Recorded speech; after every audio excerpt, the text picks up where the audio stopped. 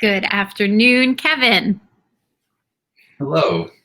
So great to have you here. Thank you so much for joining me today on Michelle's Conversations That Matter. Hi, Michelle. Thank you so much for having me on. It's always So, a pleasure to get to talk, about this kind of sensitive subject. and I'm so grateful that I met you, Kevin. I met you through a networking tool called Lunch Club that I think people are starting to learn more about. It's a powerful networking tool. It's like I try to say that it's like LinkedIn on steroids, because you are actually meeting people, you're actually connecting like through video chats and learning what they're up to, and they're all over. So I was so grateful that artificial intelligence linked us up through Lunch Club and I was able to meet you. And when I found out what you were doing, I was really inspired by it. So I was thrilled that you said yes to being on Michelle's Conversations That Matter. What I'm trying to do with my series is really cause conversations that either inspire, educate, or just cause a dialogue that wasn't going to happen without me. So I'm committed to being that conversation starter in the world. And for people who don't know, I have a company called Trifecta Mental Health, where I want to cause more compassionate work environments for organizations. And specifically, I have a resilience program that I love to share with people to help them, especially during times like COVID. So we're here today to talk about grief, and that's something that we really can't avoid in life. Grief happens. We lose a loved one, we lose an animal, we struggle with it, and it can be very painful. So today we're going to talk about grief and learn from you, Kevin, a few tips on what we can do, especially, even in the face of the pandemic and the loss of family members that we've experienced. But before we dive right in, I want to ask you to just take a second, introduce yourself, where you are, where you live, what you do, who you are, and why you care. Well, thank you so much. Again, my name is Kevin Ringstaff, and I help companies reduce the cost of grief to their organization by creating tools and resources to better talk about grief and support employees who are going through loss. I'm originally from Tennessee, but I'm currently sheltering in place in San Francisco. So I'm in a healthy mix, of a location between my bedroom, kitchen, and this room right here, which all happen to be in San Francisco. But I moved out here to build and grow these two companies to worldwide, to start spreading this message about grief. Like you said, it's unavoidable. Right. Mm-hmm. What was it that had you get focused on this area, Kevin? Was there a specific loss or something that you experienced that had you get real connected and want to do something about it? Yeah, well, I first got into the area of grief after I had a loss of my own, a cat of mine, Henry Fats Rothschild. Oh. And pet loss is a little bit different in that you can't really talk about it. It's one of those disenfranchised loss. Yeah. And grief in general, we don't talk about. And I was raised in this kind of environment where we never talked about loss or any of these kind of hard subjects. We just, pretended they didn't exist and tried to get on with it, or always think of the positive side, always try to cheer up and move past it. Yeah. But, that didn't really work. And what happens is you just hold on to that grief. Yeah. Right? It just stays with you. Yeah. And over time, I found out better ways to manage it, to let your grief out, and that it doesn't have to be this awkward, uncomfortable thing. And that's how you got started. And that's one of the reasons why I wanted to have you on. In addition to all the other work that you're now doing, is the thing that struck me with you when we first met was around the loss of a pet, because I know so many of my friends who have lost a dear pet of theirs, me included, and it's absolutely devastating. And some will say it's harder to lose a pet than it is a family member. And I've heard people say that because they're such an integrated part of your life. So what did you do with that? I know you created a few resources for people grieving over a pet loss. Yeah, that was my very first company, petcloud.pet.pet. And it's all about how to support, or it's a community of support with other people too who are going through this kind of loss. Because what we want to do, not everyone has people in their life they can talk with about this. Right. So like we search out for other people, and this is a great community to where we can just come and express that. Yeah. And you know, and I've heard that too from many, many people, that the loss of a pet feels worse than a loss of a family member. Right. Right. Wonder But why. Why do you think that is? well, like we're more intimate with our pets. I think you're right. Well, yeah, let's think about it. Like this guy is like with me all the time, Yeah. like all day long, right? Yeah. He even sees me naked, and like Pretty intimate. it's that level of intimacy that we don't share, even with children, even Yeah. with our children, because Yeah. you know our children are going to grow up, they're going to start talking back to us, start Yeah. judging us and doing their own thing. But our pets will always be under our care. Right. Right. Every single thing we provide to them, their entire lives is from us. Mm-hmm. And when we lose that connection with something that's always there for you. Yeah. It always is. And for a lot of people, especially now who are sheltering in place, who have lost, some people like don't have any friends, don't have any family members, who are literally alone. Right. Except for their pets. And like when their dog or cat dies, you know, they're totally alone. Yeah. Listen, I will tell you that my 2 dogs helped me a lot during this pandemic. Being alone and being single was really hard, and I'm grateful that I had them. They truly were my companions. It leads me to the next thing I want to talk to you about, and that is around the fact that during the pandemic, so many people lost a loved one, and they were withheld the opportunity to properly grieve, to properly, have an opportunity to honor their lives through a wake or a funeral or a gathering with their families. And I guess because of that, they were withheld the feeling of closure that you get when you lose someone. I guess as you work with companies and you've sort of witnessed what has been happening, can you tell us a little bit about, tell us about the work that you're doing with companies, and what are you doing to get them to pay attention to their employees that may be grieving and suffering? Well, there's a lot to unpack there, but like for companies to connect with their employees who are going through grief, like the best thing to do is just to talk with them and to acknowledge it. Like what memorials give us is validation from our community.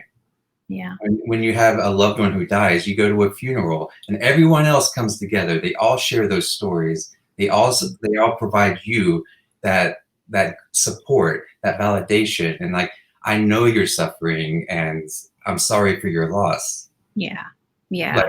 But we don't have that for other losses outside of death. We don't have that for other losses, that aren't family members who died. Like, we can have friends who die, but we don't have that sort of validation. And then, like, especially now, since everyone's so isolated, we can't do the in-person memorials and funerals. Right. Or like if we do, like, there's only 10 people who legally can show up in some places. Right. Right. Yeah.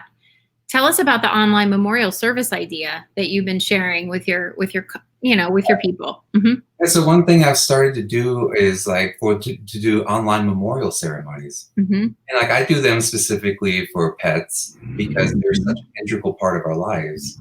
And it's a way for every single person who knew that animal, who has stories and who wants to support you, to like come together all at once online to talk about it. That's so nice. Yeah, we run that just like a human memorial. Right. You have a part where you talk about it and everyone shares stories and maybe a tribute video, music, and that's it. Yeah. Yeah. It's that validation and that comfort from our communities that we really need, and that we're really lacking right now. Right. Right. Tell us about the work that you're doing with companies. You and I are aligned in so many ways in that you want to bring more compassion to the workplace. That's something I'm committed to doing, because I think we've gotten away from being human beings at work. We're very much, focused on, deliverables are paramount, leave your emotions at the door. I am such an advocate for really cultivating more compassion in the workplace. I think it can serve productivity and deliverables. So tell us about what you're doing to elevate compassion. Yeah, well, that's the company that you see on the little ticker down at their bottom, the Grieving at Work. I've created an online video course to teach management how to deal with this, how to Mm, talk about grief, to learn about grief, to learn that, well, everyone grieves, hmm to dispel all these myths that we have about grief, to teach people what to say about it, to Right. teach management how to manage the risk that grief brings, right? Because when you have an employee who has had a terrible loss and they come back from their 3 days of bereavement leave, well, Brilliant. they're not over that loss. No. It's still 100% there with them, Right. and like they're not 100% at their desk. In some Yeah. cases, they're just a warm body there, and Right. what that really matters if your company deals in um, like catastrophic things, or like machinery, or like where accidents could happen, or in the Right. medical field, or air traffic controllers, or things like that, where you need to be 100% here, Yeah. Yeah. and like to manage that grief, and to like learn different ways other than replacing that employee, Right. such as like mental health breaks. I call them grief breaks, Yep. just Yeah. 15 minutes, Yep. because like we think about our loved ones at work, Yeah. especially towards the end of the day, Yeah.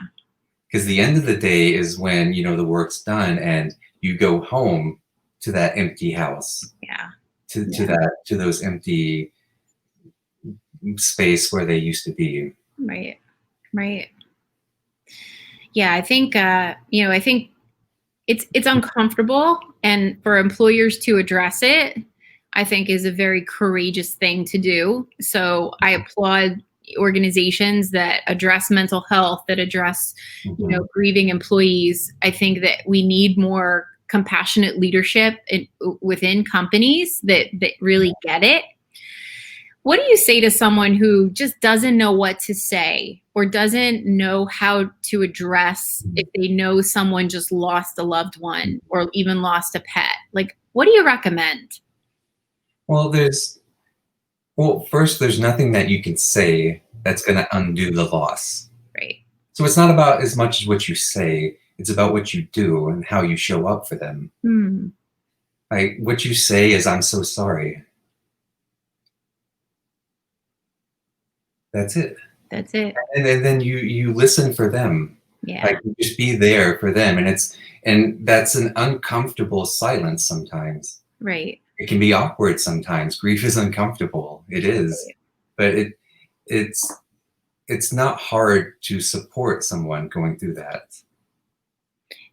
Yeah. You said it best. You said it's who you're being for them. Hmm. So it's Showing up. creating, it's almost like creating the space for them to express themselves if they choose to, and for them to receive your love by simply saying, I'm sorry. Yeah. Mm, It's yeah. just like being that silent presence with them. hmm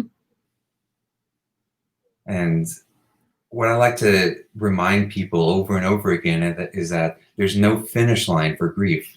hmm We grieve like as long as it takes. hmm And like that takes months and months and months for some people. And hmm this is for a business, this is months and months and months of like lowered productivity, Right. lowered attention, lowered attendance, higher sick leave, higher employee turnover. Right. And all of this like affects your whole culture at work. Exactly. But what do you say about bereavement policies that are, like you said earlier, 3 days? You should be good to go to get right back to work. Yeah. Yeah, I mean, it's 3 days is better than 0 days. But Yeah. yeah, I like to make the case of unlimited bereavement leave. Oh. You take what you need, really, hmm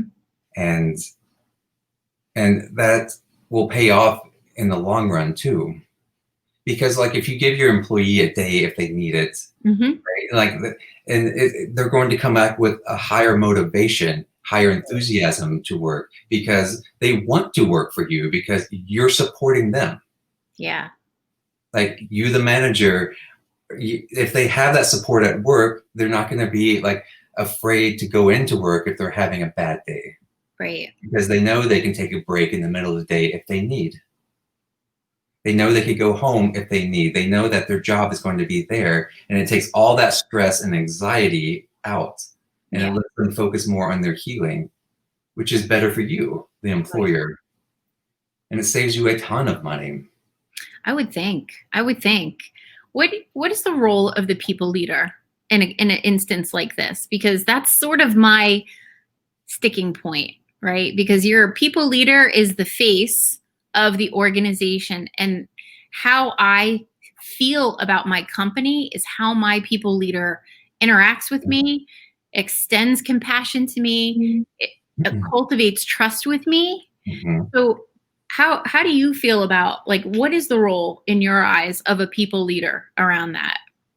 I have a whole lesson dedicated to this. Do And you? this is like about, like when an employee has a loss, like the senior most person in that organization should write them a letter and should call them to tell them, like, we're here for you. I'm so sorry for your loss. Your job's here for you when you come back. Here's all the support we're going to be offering you. And I want you to take that time and space that you need right now. And for the people leader to do that, the people leader to do that, it sends a message to all the other management, all the other employees. Yeah. They too, should something happen, will be supported. Yeah. I think it's moments like that that are pivotal, that can cultivate long-lasting loyalty. Absolutely. That people will never forget how they were treated in the most challenging moments. I mean, I've read articles around COVID and how vital it is what companies are doing for their people during a time like COVID that can make or break their success and loyalty and cultivating loyalty. So it's really important what companies are doing in those moments when, that an employee will always remember how they were treated and how it felt to work for that company. Yeah. One of the things I say is, or one of the suggestions I make is that, and to call every single one of your employees, every single one of them, spend about 15 minutes on the phone and ask how they're doing. Even if you haven't had to lay employees off, like they could still be experiencing grief outside of the workplace that's going to be impacting them. Their kids are at home, the loss of freedom, the loss of going out, the loss of your lifestyle, and all of this affects your employees. And just 15 minutes of just acknowledging that can help. It'll help tremendously across your organization. Yeah, I can't imagine that it wouldn't. So talk to us about your elephant in the room website, which we have at the ticker at the bottom, which is grief. griefinghatwork.com. Tell us about that. If we go there, what do we get, and how do we work with you? Yeah, so I talk about the elephant in the room, which is grief. It's something that we don't like to talk about. Right. This massive thing that just exists. This is an online video course and tools and a whole bunch of resources that are there to help out in any kind of situation that you find yourself in with grief. Because every industry is different, every business it operates differently, and grief affects them differently. And it's all about learning about grief. It's all about figuring out the best ways to support your employees, the best ways to modify your bereavement policies at work, and just mental health policies in general. Because that's one of the things that's fastly changing in this country. Yeah. Just the less emphasis on IQ and more on EQ, emotional equivalence. Yeah. Of being able to, be compassionate with your employees, because if you're not, they're going to go somewhere else. Right. It's so true. It's so true. People don't remember what you say; they remember how you made them feel, and I think that's so important. It's really, it's a no-brainer. I mean, I remember a story a woman told me about how she had suffered the loss, an unthinkable thing. She had suffered the loss of her baby. And she took some time off and came back to work and was judged on her level of enthusiasm in front of the room giving a presentation. And she was mortified. She was mortified. And I was mortified for her.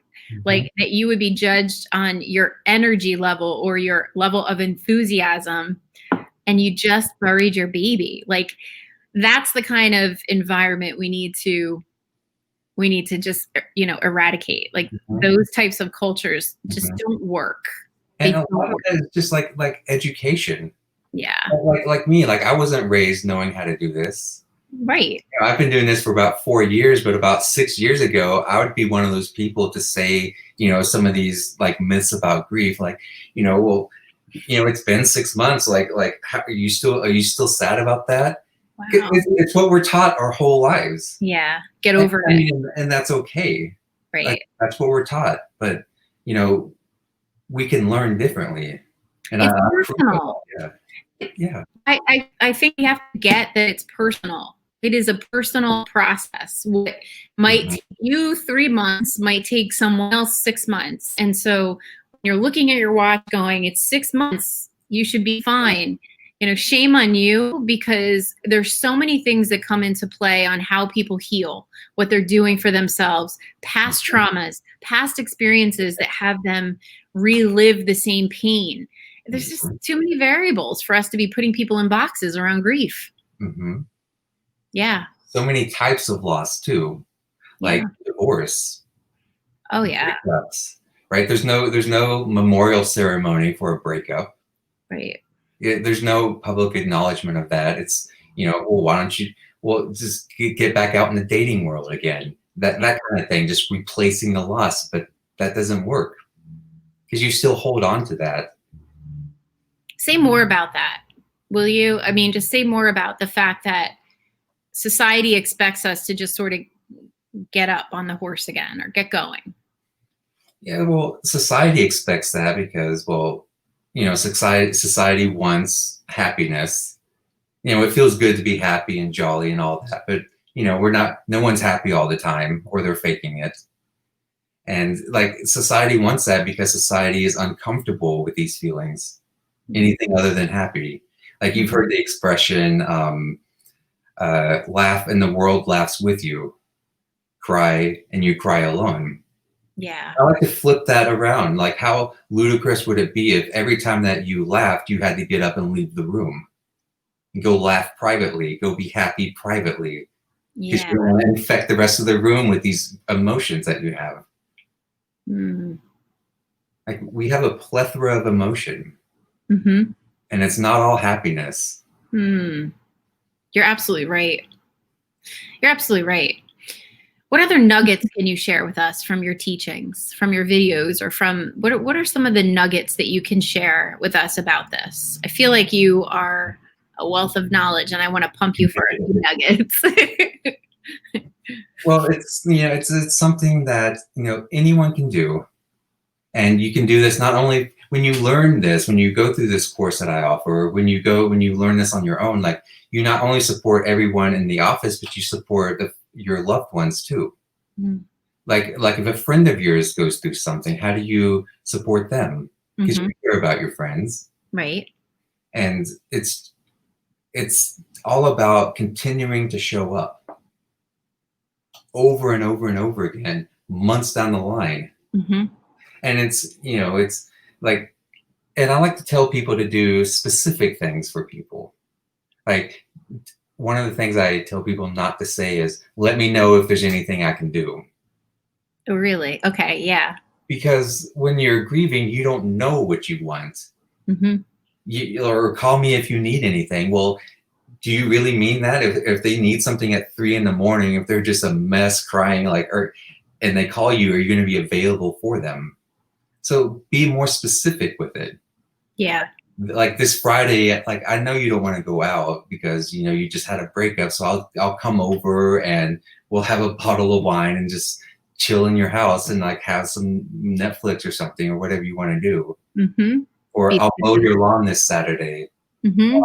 I'll pick your kids up from soccer practice because I know you're stuck at work. Or I'll handle this client at work because I know they're a pain and I know you don't have the emotional bandwidth to manage that right now. Awesome. Just like Yeah. little thoughtful things. And like a lot of it is to think back on our own losses. Yeah. Like everyone listening to this has grieved something in their life. Sure. So we can think back to, we put ourselves in that situation again, and what worked for us? What did people show up for us? And if not, what would we have wanted them to say? Or what Right. did they say that helped us? And we can replicate that for other people too. Yeah, I love that. I love that. Reflecting on, I mean, I can reflect on the loss of my parents and the gestures that were extended to me, and my girlfriend who just came and sat with me, and she didn't say anything, but she just sat there, and she was just there with me when I was crying. Like, I remember those gestures, and therefore I would tune into that if I didn't know what to do with someone. To your point, you reach back into what worked with helping you feel better. Mm-hmm. I love it. Yeah, you just show up. And you don't have to know what to say again, because there is nothing really you can say. Right.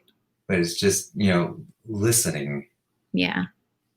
It's uncomfortable, Kevin. You said that before. You said our society is uncomfortable with emotions and feelings, and it is uncomfortable to extend yourself in a situation that maybe you even have issues with, that you haven't even figured out for yourself. So to put yourself out there to someone else is not comfortable, but it's so important as human beings to really just, care for one another. And like you said, just show up for them. I mean, it's Mm-hmm. so basic.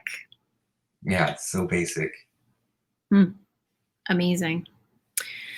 So, any final words of wisdom you want to leave with our audience? Thank you so much for, sharing what you have. But is there anything else that you would want to leave them with? Well, with COVID right now, Mm-hmm. like people are going through what I call double isolation.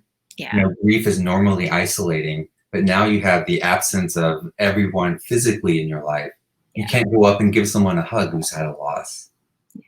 And so if you have someone in your life who has gone through something in the past, I don't know, 6 months, Mm-hmm. right? Reach out to them. Just pick up the phone and be like, hey, I heard this redhead talking on on TV about like how I should show up, and just like call and ask how you're doing. Yeah. I was thinking about you, and I was just checking in on you. So easy, but such a very important reminder. Thank you so much for that. And they can reach you. People are interested in getting in touch with you, Kevin. They can reach you on grievingatwork.com. Mm-hmm. Yes. Perfect. Or petcloud.pets. Petcloud. That. Yeah, for the pet loss. I love it. Thank you for the great work you're doing in the world and for helping people navigate pain and grief. I think you're amazing with all the work you're doing, and I look forward to continuing to follow you. Yeah, thank you, Michelle, too, for having me on, and for all the conversation you have about mental health in the workplace, because it's so important. Thank you, Kevin. All right, take care.